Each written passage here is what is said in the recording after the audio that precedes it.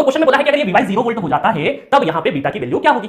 तो आपने जो फुल कोर्स में सीखा है, जो मैंने सिखाया है, उसी को अप्लाई करना है। हमको सोचना है कि कहीं शॉर्ट फॉर्म में हो सकता है क्या नहीं हो सकता है, तो फिर हमें क्या करना है, नोडल अप्लाई करना है। ठीक है, चलिए इस क्वेश्चन को मैं सॉल्व करने के लिए क्या किया हूं, कॉपी पेस्ट करके ये इमेज इस साइड में लेके आ गया हूं ताकि हमारा सॉल्यूशन इस साइड में रहे और यहाँ पे प्योरली क्वेश्चन रहे ताकि आपके नोट्स बहुत अच्छे से बने। चलिए तो सबसे पहले तो जो चीज बोली है हम वो कर देते हैं। यहाँ पे क्या कर देते हैं, ये है 0 वोल्ट है ना, इसको बोल देते हैं हम लोग 0 वोल्ट, वी वाई की वैल्यू 0 वोल्ट है। तो देखो ये भी ग्राउंड पोटेंशियल, ये भी 0 वोल्ट, सारे सारे क्या ग्राउंडेड, ये भी सब ग्राउंडेड, तो 0 वोल्ट अवेलेबल है, 0 वोल्ट 0 वोल्ट। और यहाँ पे एक करंट सोर्स V1 है ना। तो बहुत सारे स्टूडेंट कंफ्यूज होते हैं सर अगर दोनों पोटेंशियल बराबर है तो क्या करंट फ्लो करता है। अगर यहाँ पे fundamental element resistance inductance capacitance अगर ये प्रेजेंट होते तो नहीं फ्लो करता, बट या तो शॉर्ट सर्किट ब्रांच हो या फिर कोई सोर्स अवेलेबल हो तो वहां पे करंट फ्लो करता है। ठीक है, ये आपको बता रखा मैंने ओम्स लॉ के अंदर। चलिए अब हमें क्या करना है, बीटा की वैल्यू फाइंड आउट करना है। तो यहाँ पे देखिए ये वोल्टेज क्या है आपका Vx वोल्टेज, थोड़ा सा बड़ा कर देता हूं ना, Vx वोल्टेज इस पे डिपेंडेंसी है। तो सबसे पहले हम क्या करते हैं कि यहाँ पे नोड इक्वेशन लिखते हैं, नोड इक्वेशन लिख देते हैं क्योंकि हमें बीटा की वैल्यू निकालनी तो Vx की जरूरत तो पड़ेगी। अगर मैं बात करूं यहाँ पे अगर नोड लिखेंगे क्योंकि हमें कई बार क्या होता है जो निकालना है वहीं पे दिमाग चलता है, तो सर सबसे पहले नोड आप यहीं पे क्यों नहीं लिख दो, क्योंकि ये तो 0 वोल्ट हमें पता है। तो कोई बात नहीं, हम यहाँ पर 0 वोल्ट की जगह पे अगर नोड लगा दें है ना, इस पॉइंट को मैं ए पॉइंट एज्यूम कर लेता हूं। क्या पॉइंट कर लेता हूं, ए पॉइंट। तो नोडल 8 मैं क्या करता हूं, नोडल 8 एग्जाम में ऐसा नहीं लिखना है ना कि नोडल 8 ए लिखना है, वहां तो तुरंत सॉल्व कर देना, तुरंत नोडल की एक्सप्रेशन लिखना है। ये तो अभी आपने समझाने के लिए लिखा होगा नोडल 8 ए लगाना है।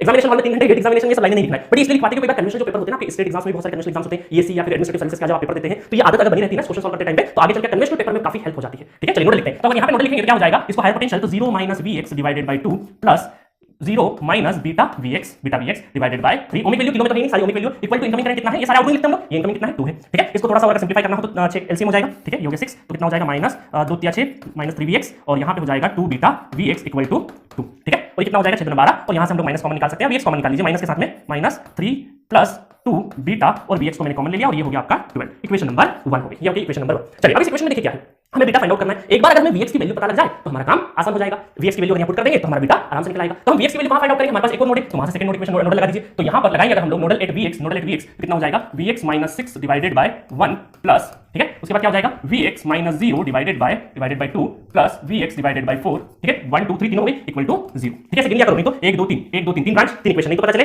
एग्जामिनेशन हॉल में प्रेशर सिचुएशन में एक टर्म ही गायब होगी या एक ब्रांच लेने भूल गए, ऐसा होता है अक्सर है ना। सारी पॉइंट्स बता रहा हूं, यहाँ पे गड़बड़ी हो सकती है। ये स्टेप्स कैलकुलेशन किसकी दिक्कत है, रुस्तम की दिक्कत है ना, रंगीला यहाँ पे गड़बड़ थोड़ी कम करता है, तो आप ध्यान रखिएगा है ना। 4 यहाँ पे क्या आ जाएगा, एलसीएम आ जाएगा, कितना हो जाएगा 4Vx माइनस 6 चौक 24 plus 2Vx plus Vx equal to 0 है ना। ये 4 होकर क्या हो जाएगा 0 चले जाएगा और यहाँ पे 4 और 2 6 और एक साथ 7Vx इक्वल टू 24 और Vx इक्वल टू 24/7। ठीक है, और ये अब क्या करेंगे हम लोग, देखिएगा इसको हम लोग क्या करेंगे, इस 24/7 को हम लोग यहाँ पे पुट कर देते हैं। ठीक है, यहाँ पे पुट कर देंगे तो कितना हो जाएगा, देखिएगा ये हो जाएगा minus 3 plus 2 beta into 24/7 equal to 12। क्या कैंसिल आउट हो रहा है, बार बार दो ना, 24 कैंसिल आउट हो गया। ठीक है, तो ये हो जाएगा -3 माइनस 2 बीटा इक्वल टू 7 पर चले जाएगा और ये हो जाएगा 7/2 और ये हो जाएगा -2 बीटा इक्वल टू 7/2 प्लस 3 और ये हो जाएगा बीटा 3 2 6 6 12 13 डिवाइडेड बाय और ये आ जाएगा 4 और माइनस का। ठीक है, -13/4 कितना हो जाता है, -13/4 ये हो जाएगा 3.25 इज दी बीटा वैल्यू। और इसका जो आंसर की था उसका जो रेंज है वो मैं बता देता हूं, जिसका मुझे याद है। इसका जो रेंज था ना आंसर वो था -3.20 से टू -3.30। ठीक है, उसके बीच में हमारा आंसर आ गया है।